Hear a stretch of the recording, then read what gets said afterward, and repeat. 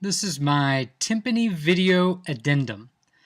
After selecting the pieces for this year's All-State audition process, I've received several calls, and I think everybody is fairly pleased with the selections, and I'm really excited about that, and I've worked hard to try to pick some pieces that everybody will enjoy.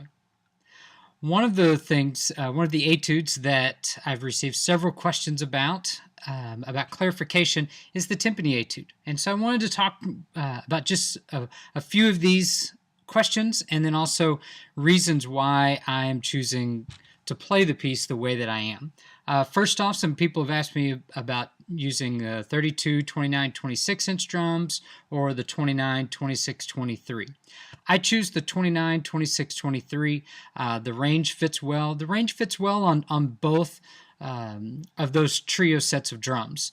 I think that the low F on the 29-inch, that is at the very bottom of that drum's range. However, all of those low Fs are played at piano, and so with just a little bit more articulated motions in the hands, you'll get a great sound with that low F on the 29-inch drum.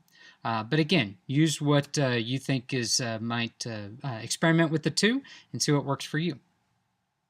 The glisses, there's two options that I've worked on for measure 39. It's written to actually play the first several notes on the top drum and then move and play the next notes, the D and the D flat and the C, on the middle drum.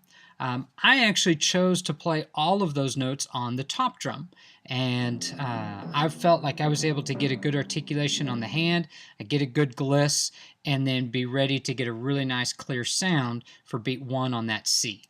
If you do this, you need to make sure you have a couple different tunings throughout this section. Make sure that in measure 37 that you tune the 26-inch drum to a C, and then also in measure 40, you're going to need, when you play that C on 1 and then the 4-stroke rough on beat 3, you're actually going to have to tune the E flat, get an E flat on that top drum during that measure 40. In measure 16 through 20, there's some fermatas.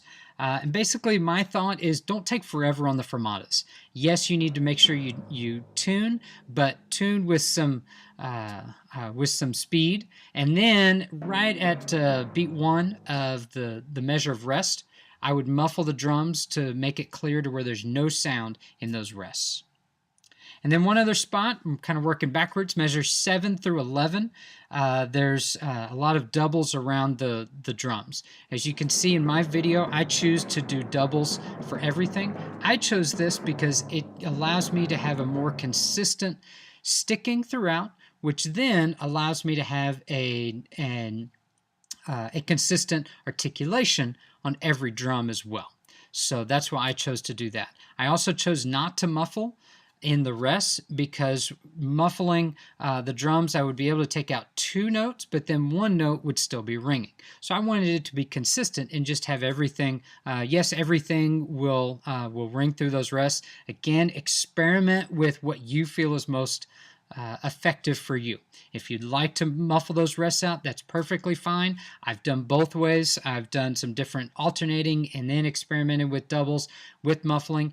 If you do that, make sure that I would recommend to muffle the 2 drums that you just played and then muffle the 3rd one out as quickly as you can.